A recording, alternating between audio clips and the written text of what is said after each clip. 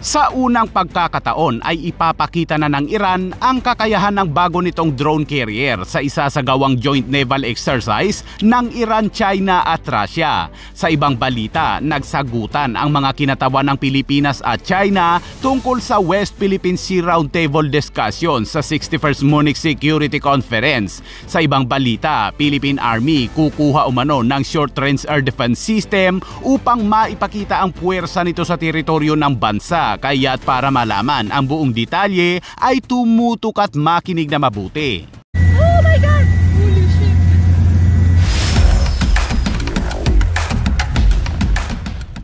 Sinabi ni Philippine Army Lieutenant General Roy Galido na nasa budget na umano ng Philippine Army at nakalista na noon pang nakaraang taon na ang Army ay kukuha ng short-range air defense system upang maipakita ang puwersa nito sa teritoryo ng bansa. Tinutukoy ng Army ang mga plataporma at kakayahan upang maipakita ang puwersa nito sa loob ng 200 nautical miles exclusive economic zone ng bansa sa pakikipag-ugnayan sa Philippine Air Force at Philippine Navy.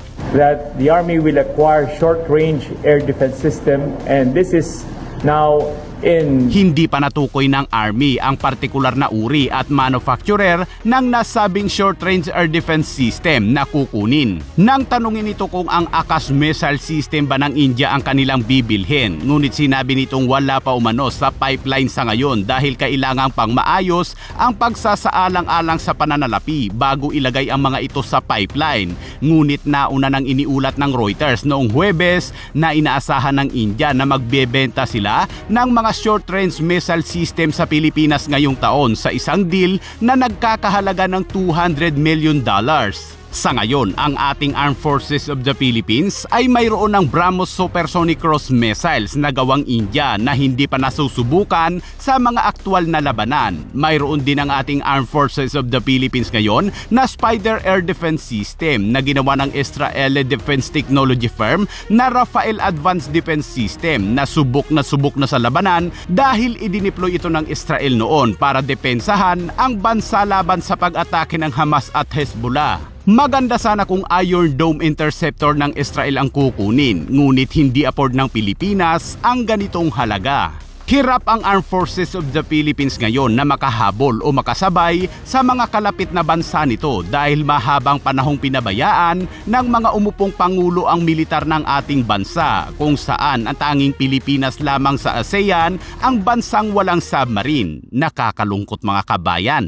At sa ibang balita naman mga kabayan, nagsagutan ang mga kinatawan ng Pilipinas at China noong linggo tungkol sa West Philippine Sea Roundtable discussion sa 61st Munich Security Conference. Iginiit ni Foreign Affairs Secretary Enrique Manalo na nananatiling matatag ang Pilipinas sa pagtatanggol sa rules-based international order at rule of law, partikular sa UNCLOS. Gayunpaman, sinabi ni dating Chinese Vice Foreign Minister Fu Ying na hindi umano papayag ang China na sakupin ng Pilipinas ang Second Thomas Shoal o Ayungin Shoal at Sabina Shoal dahil ito umano ay paglabag sa Declaration on the Conduct of Parties in the South China Sea. China cannot agree for Philippines to occupy Second Thomas, Renaijiao, and Sabina, which is the Xianbinjiao, because that is a violation of the DOC. Everybody signed to.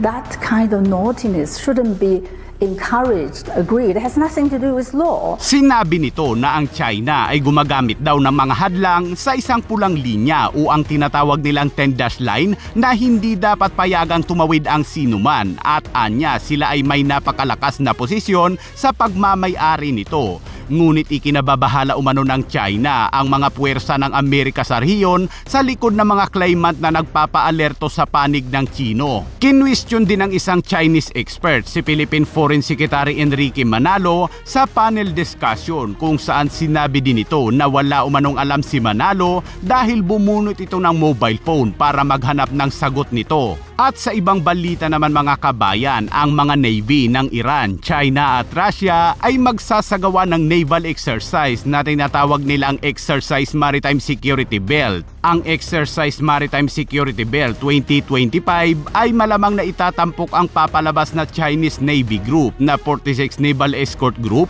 na binubuo ng Jiasong Destroyer, Suqiang Frigate at Huangsu Logistic Vessel. Ang ehersisyo ay inasahang magtatampok ng drone at missile firing kung saan ang mga Iranian Navy ay ipapakita ang kakayahan ng kanilang bagong drone carrier na pinangalan ng Shahid Bagheri na kargado umano ng mga jet power one-way attack drone katulad ng isang modelong sasakyang panghimpapawid bilang kumakatawan sa isang radikal na pagbabago sa balanse ng kapangyarihan sa dagat ng Iran na magbibigay babala umano sa Israel. Ang drone carrier na ito ng Iran ay dati itong tanker at hindi sadyang ginawa bilang isang carrier. Ngunit naisipan ng Iran na i-modified ito at gawing drone carrier. Ngunit ayon sa mga eksperto ay hindi ito matatag at mabilis itong mapapalubog dahil tila kulang ito sa mga radar at air defense system. At dagdag na balita mga kabayan, alas 7 ng umaga kahapon nang magsagawa ang Bureau of Fisheries and Aquatic Resources ng Maritime Domain Awareness Flight sa territorial airspace ng Bahu di Masinloc na sinamahan ng mga tauhan ng Philippine Coast Guard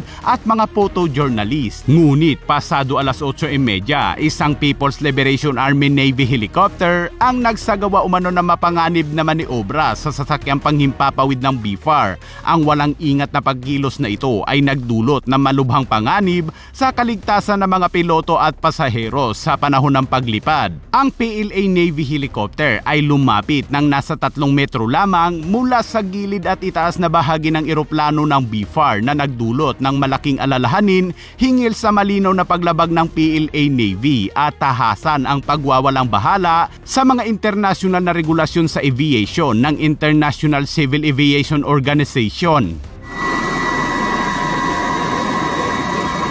Ang Philippine Coast Guard at BFAR ay nananatiling nakatuon sa pag-iit sa ating soberanya, karapatan at maritime na jurisdiction sa West Philippine Sea sa kabila ng mga agresibo at dumaraming aksyon ng China.